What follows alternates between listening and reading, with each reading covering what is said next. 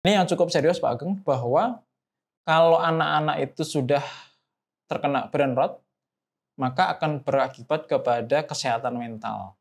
Ini Jadi relate banget sama anak-anak Gen Z zaman sekarang yang sedang booming juga kesehatan mental Ya. itu, gitu ya. Jadi anak-anak sekarang itu mereka kan yang sering saya sebutkan di sini juga bahwa mereka itu standarnya standar TikTok gitu kan.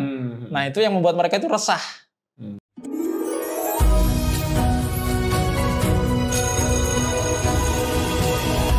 Assalamualaikum. Waalaikumsalam. Masya Allah, ada Abah Luki di sini. Iya. Masya Allah. Dari mana aja Pak? Saya udah nungguin dari tadi di sini. Iya, ini saya bawa. Oh, jangan dijatuhin. Ini saya bawa tugas-tugas anak-anak ini. Anak tugas apa itu? Biasa, nih ada. Anak-anak sekarang itu kalau dikasih tugas, ini Pak, apa namanya? Kira-kira ada ngeluh gitu nggak? Ya, dikit-dikit lah. Oh gitu. Khawatirnya anak-anak sekarang itu karena terpapar teknologi, itu kalau dikasih sedikit tugas yang agak berat itu otaknya ngebul gitu. Oh, ini sebelum kita ngobrol harus tebak-tebakan dulu nih. Siap nggak nih? Apa ini? Tiba-tiba tebakan. Tebak-tebakan dulu lah. Ini kan kita sebetulnya kita mau bahas itu juga. Ya, apa bedanya anak zaman dulu yang suka baca buku sama anak zaman sekarang yang suka scroll TikTok? Apa? Mau jawaban bener apa jawaban salah ini? Jawaban benernya dulu. Oh bener. Salah dulu. Nanti yang bener Pak Ageng yang bener ya. Apa ya bedanya ya? Apa ya? Kalau anak dulu ya, anak dulu kan seperti saya gitu kan. Oh iya. Kalau anak sekarang ya anak saya berarti kan gitu kan. Ya kalau anak dulu memang ya jauh dari handphone, jauh dari gadget. Iya. Kalau sekarang mah sudah melekat itu handphone itu. Baru lahir aja udah ketemu handphone ya, ketemu smartphone ya. Itu makanya kemudian disebut dengan digital native. Gitu. Mau tahu nggak jawabannya apa? Apaan tuh? Kalau anak zaman dulu makin banyak baca, makin pinter. Kalau zaman sekarang makin banyak scroll, makin lupa waktu. Oh gitu. Bener nggak? Bener juga. Iya. Sekarang itu kalau anak udah scroll TikTok, ya kan diingetin sama ibunya. Entar ya kan, udah makan belum, udah belajar belum, entar, akhirnya sampai lupa waktu. Dari pagi sampai maghrib, nggak kerasa tuh. Iya. Ya kan? Betul. Bener nggak? Pengalaman pribadinya kayak gitu, pengalaman anak saya. Oh gitu ya. Jadi kalau pas liburan biasanya emang kalau di rumah udah di depannya laptop atau pegang handphone, itu biasanya emang ya seharian full gitu. Nggak bisa berhenti. Kecuali kalau dilarang kalau pas azan, artinya sholat gitu ya. Udah berhenti nanti lanjut lagi.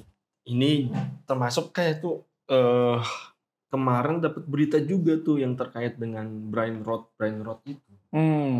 Itu kan sekarang tuh di beberapa media saya baca itu sedang booming sekarang.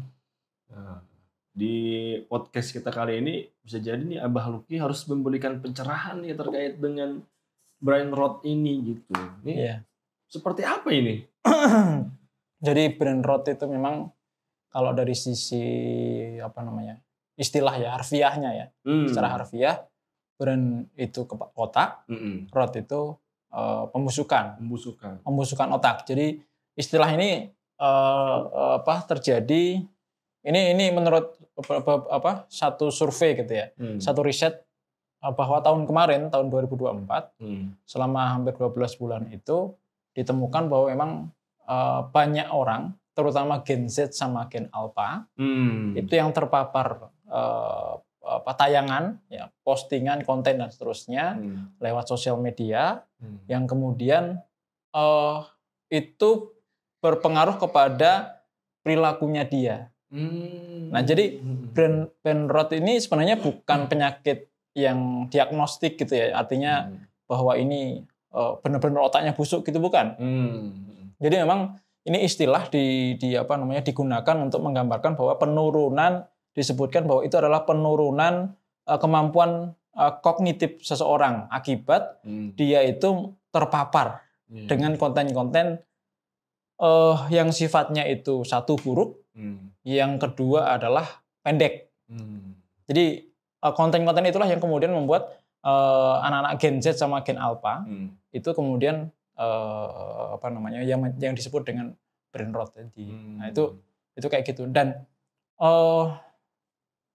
menurut saya barusan lihat atau baca ya, salah satu survei di riset yang dilakukan oleh Reuters Reuters Institute, bahwa ditemukan di situ bahwa dalam surveinya yang melibatkan 46 negara termasuk Indonesia, itu nunjukin kalau setiap sosial media itu punya dalam tanda kutip kasta. Jadi misalnya contoh kan sosial media itu ada Facebook, ada Instagram, ada TikTok, ada YouTube dan seterusnya. Nah, itu masing-masing punya kasta, Pak. Nah, menurut hasil survei itu bahwa 49% pengguna Twitter itu yang mereka berpendidikan tinggi. Ini ini kasta tertinggi ya? Orang-orang pinter nih. yang disebutnya kemudian orang-orang cerdas itu biasanya konsumsinya Twitter. Twitter. Nah, kemudian di bawahnya lagi sekarang jadi X kan? Ya, X atau Twitter. Nah, kemudian Instagram itu 40%. Ya. Jadi nah, kemudian di bawahnya lagi ada YouTube. Ya. Kemudian di bawahnya lagi ada Facebook 37%. Usernya berpendidikan tinggi itu 37%. Nah, yang paling bawah itu adalah TikTok. Ya, meskipun jumlahnya sama tadi angkanya, sama kayak Facebook 37%. Nah, memang ini pernah kita bahas juga di sini bahwa TikTok ini memang salah satu platform media sosial yang kalau dihubungkan dengan brain rot tadi itu sangat relate sekali. Karena berkat TikTok itu kemudian sosial media yang lain itu kemudian menyesuaikan, ngikutin. Iya, dulu itu IG ya paling cuma gambar, kemudian video agak panjang gitu. Tapi semenjak ada TikTok tuh jadi ada reels, video pendek kayak gitu kan, ikut TikTok juga gitu. Iya.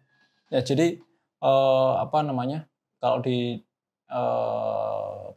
TikTok itu kan ada disebut dengan FYP ya, for your back gitu begitu. Nah, apa yang kelihatan di berandanya orang yang punya TikTok gitu begitu, itu yang orang itu suka lihat. Gitu begitu. Apalagi seseorang itu kemudian bahwa ketika dia melihat, misalnya scroll gitu ya, scroll ada yang nggak suka kemudian di scroll lagi. Kalau dilihat dalam jumlah waktu yang agak lama, maka dia nanti akan merekomendasikan konten yang berikutnya yang kurang mirip. Yang mirip. Oh iya. Nah, itu kayak gitu. Nah, itulah yang membuat seseorang itu kemudian satu asik tadi lihat tontonan yang ternyata secara kualitas kurang bagus gitu. Di sisi yang kedua adalah bahwa konten itu pendek. Begitu. Yang dulu itu konsepnya panjang. Ya kan durasinya panjang gitu ya. Video YouTube misalnya panjang. Video sekarang aja YouTube jadi ngikut-ngikut juga ada short videonya. Ya, betul. Nah, itulah makanya kemudian tren TikTok ini kemudian diikuti oleh sosial media yang lain yang itu relate sama tadi brain rot tadi. Gitu, Pak. Nah, ini kalau kita lihat kalau kalau anak-anak remaja, anak-anak usia sekolah sekarang ini sudah kebanyakan dapat konten-konten seperti ini bisa jadi jadi bisa dikatakan malnutrisi digital gitu.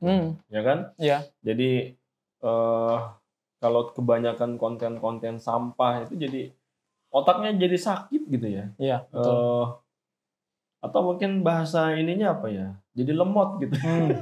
Yang tadi kita sering dengar dulu lemot istilahnya ya. Iya. Ya kan? Makanya tadi kan saya nanya Pak Ageng yang pertama tadi bahwa kalau anak-anak sekarang itu, anak-anak Gen Z atau Gen Alpha itu kalau ditanyai sesuatu atau kalau kemudian dikasih tugas yang agak berat itu otaknya ngebul atau tidak gitu.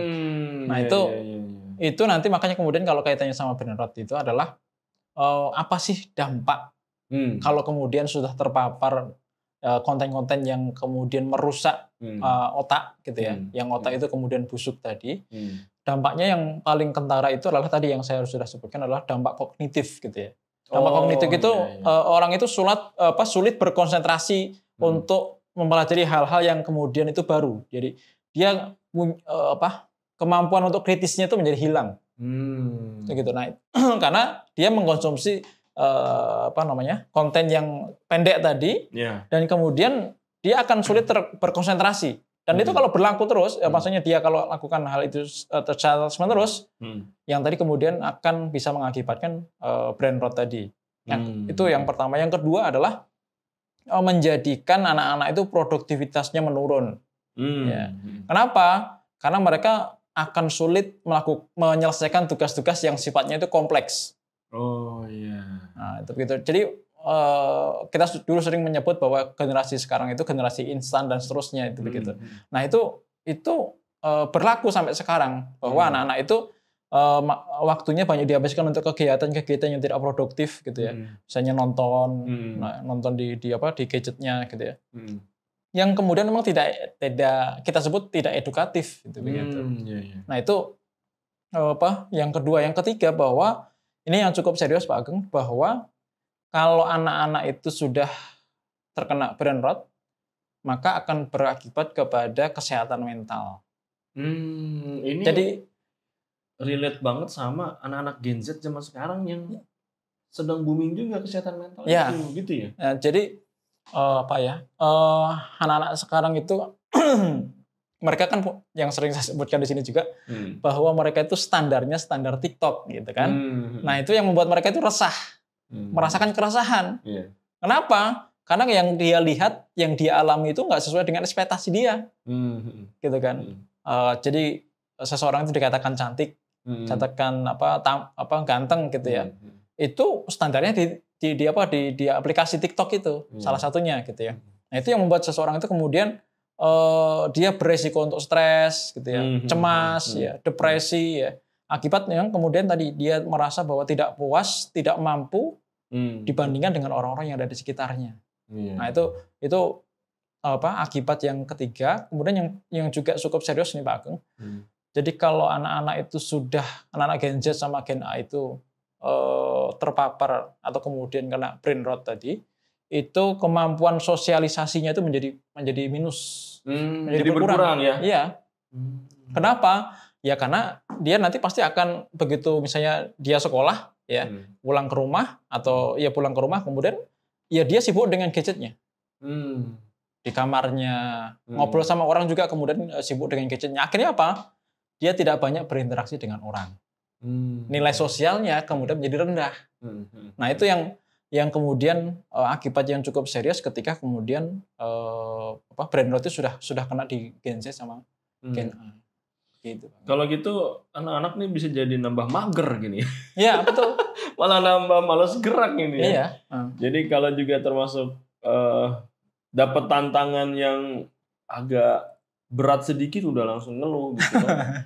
Ya itu. Kan anak zaman sekarang kan kayak gitu ya, dikasih ini Pak susah ininya nggak bisa Pak, langsung menyerah gitu. Ya padahal sebetulnya ketika dia coba dia sebenarnya bisa. Gitu. Bisa. Ya kan. Nah jadi memang ya itu tadi itu akibat bawaan gitu ya.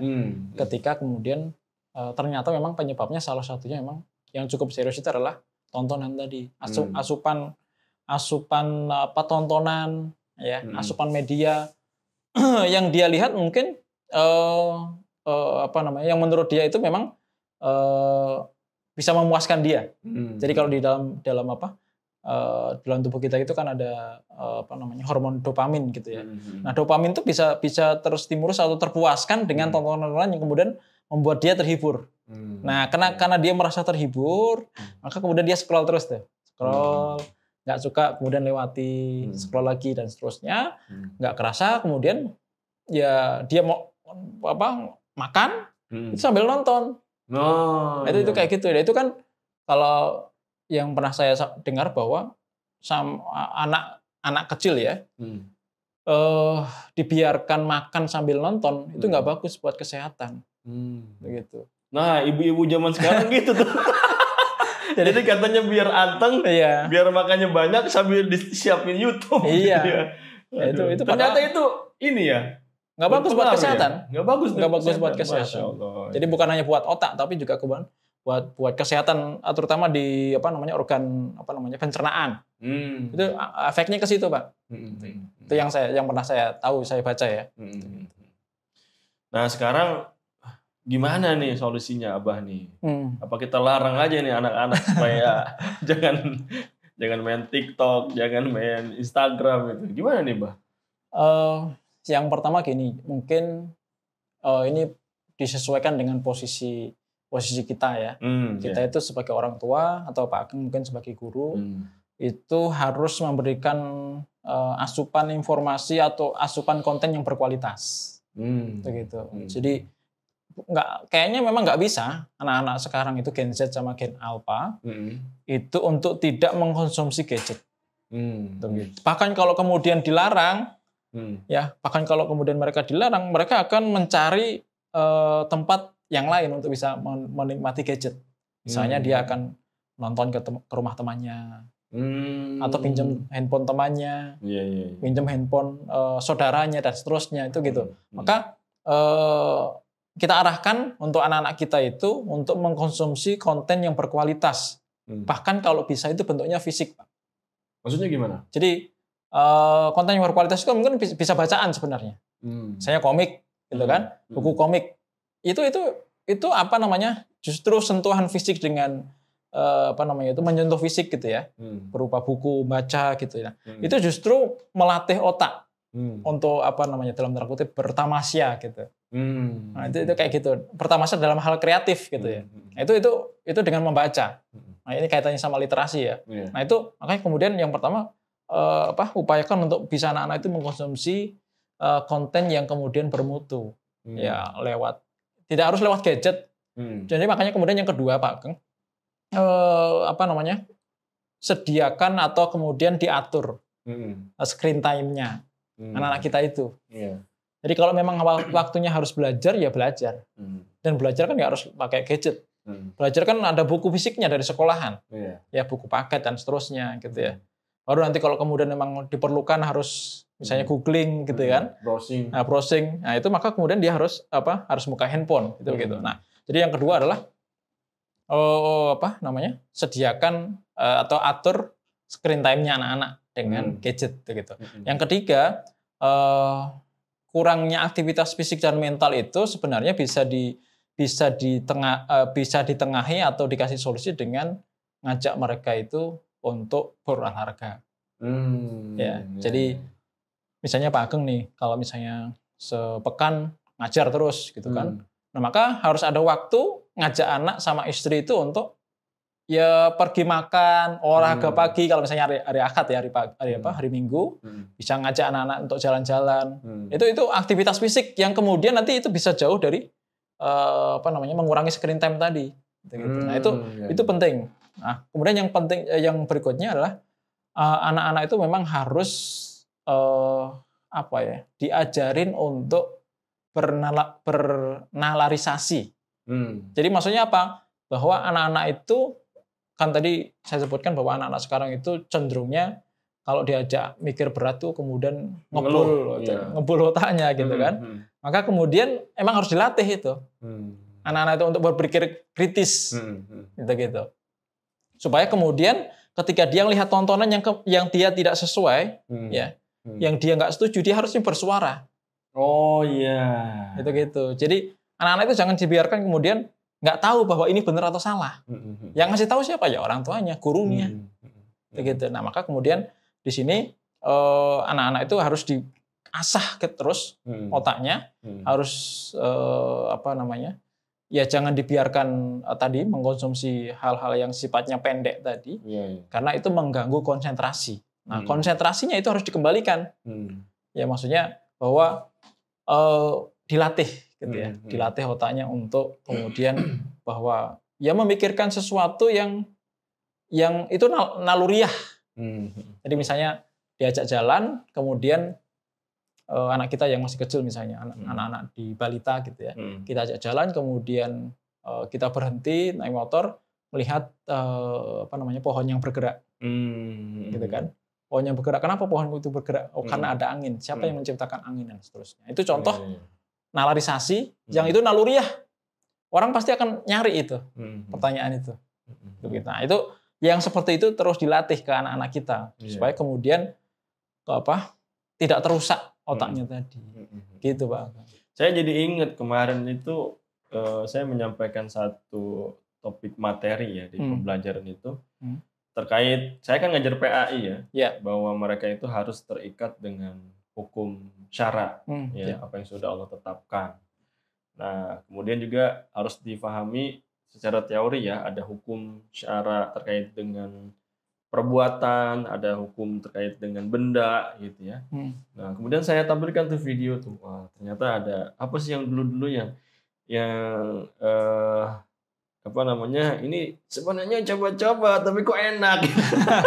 Jadi saya tampilkan video ada investigasi terkait dengan tiren, ayam tiren itu yang ayam crispy gitu kan. Jadi mereka suruh menyaksikan itu, bagaimana cara proses membuatnya, ada bahan-bahan yang berbahaya. Nah, kemudian saya kasih dengan metode video komen gitu ya. Jadi mereka diminta untuk silakan analisis video tersebut, nah, kemudian diberikan komentar, kemudian dikasih kesimpulan dari materi yang sudah Pak Ageng ajarkan. Itu termasuk untuk menumbuhkan nalar kritis itu enggak? Iya, benar. Jadi nalar kritis, kemudian kemampuan untuk mengaitkan antara satu fakta dengan pengetahuan yang dia miliki gitu ya. Itu menjadi penting supaya anak-anak itu memang bisa bukan hanya kemudian tahu, tapi dia bisa mengungkapkan apa yang ada di dalam benaknya gitu. Saya minta untuk dituliskan itu. Nah, itu gitu. Dituliskan. Iya, makanya kemudian aktivitasnya harus ada, aktivitas fisiknya itu harus ada. Misalnya nulis atau kemudian menyampaikan ngomong gitu. Nah, itu cara-cara yang kita bisa lakukan ya untuk mencegah tadi brain rot tadi. Gitu, Pak. Iya. Jadi ya di masa saat ini memang yang namanya gadget ya bisa. Sulit ya untuk kita stop ya, kecuali memang ada aturan yang tegas mungkinnya dari pemerintah yang umur berapa? Belasan tahun misalnya ya. Kalau ketahuan main gadget di penjara.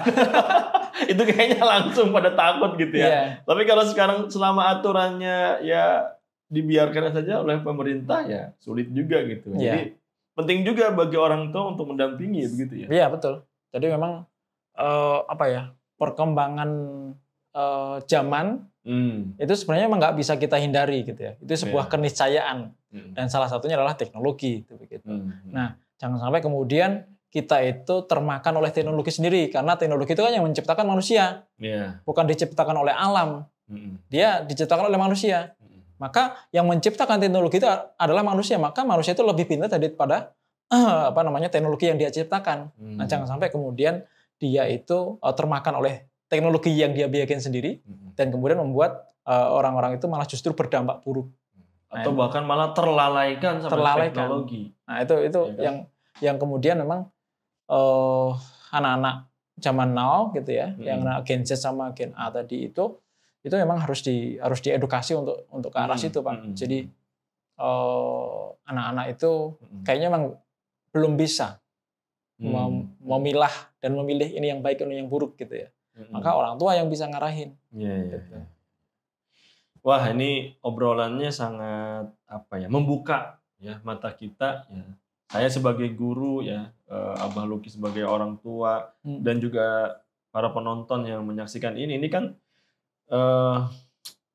suatu kekhawatiran ya. Jangan sampai ini terjadi pada anak-anak kita, gitu kan? Istilah brain rot ini yang dampaknya serius gitu ya. Iya. Tapi bukan berarti ini nggak bisa diatasi gitu kan? Iya. Nah, pastinya ini harus ada pengawasan dari orang tua dan orang tua harus care terkait dengan masalah ini gitu ya. Satu lagi Pak, jadi mungkin jadi karena anak-anak itu kemudian karena sudah ekstremnya itu teracuni lah gitu ya. Otaknya itu teracuni ya. dengan konten-konten yang tidak berkualitas tadi. Iya. Nah itu ada upaya memang anak-anak itu supaya kemudian kan tadi kan efeknya kan cemas ya salah satunya ya. Efeknya kan cemas. Nah itu yang bikin orang itu kemudian nyari solusi gimana supaya anaknya itu tenang. Jangan sampai ketika nyari solusi supaya tenang itu keluar dari syariat Islam, keluar dari real Islam. Misalnya orang-orang sekarang itu kalau kemudian dia itu ingin tenang, dia itu ada yang kemudian meditasi, dan seterusnya, ya, yang semacam itulah gitu kan. Ini yang kemudian nggak benar juga, gitu ya. Sempat ramai tuh. Kemarin tuh yang terkait dengan meditasi seperti itu. Kan? Ya, jadi memang ya bukan ke situ larinya. Ke apa tuh harusnya? Ya bahwa memang yang pertama memang mindsetnya harus dibenerin dulu. Bahwa yang namanya ketenangan, kebahagiaan itu adalah ketika kita itu menjalankan perintah Allah, kemudian kita akan resah kalau kemudian kita ngelakuin kesalahan yang dilarang oleh Allah. Nah, itu yang mindset itu harus ditanemin ya ke anak-anak kita, bahwa jangan sampai kita itu tenang gitu ya. Kita itu kan bisa tenang kalau kemudian sudah sholat. Ya enggak? Sudah sholat. Berarti kan kita sudah menjalankan salah satu kewajiban yang harus kita kerjakan. Gitu.